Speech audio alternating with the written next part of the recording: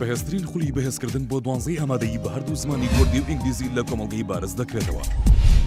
بە تایبەتمەندەکانی باشترین مامۆستای هەڵبژێردراو لە پۆلێکی ئارام و گۆنجاو و فراواندا، پۆلی تایبەت و جیاواز بۆ کوڕان و بۆ کچان، دابینکردنی پاسی هاتوچۆ، دەرفەت لە دەستخۆتمان.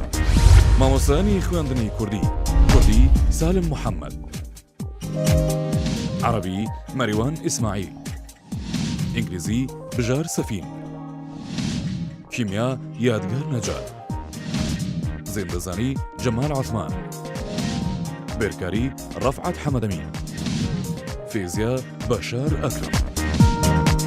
Teachers of English Curriculum Kurdish سالم محەممەد، Arabic مەریوان ئیسماعیل، English بژار سەفین، Chemistry ئاراس دڵزار، Biology ڕزگار عەبدوڵڵا، Mathematics فەرهاد عوسمان، Physics محەممەد فاضل.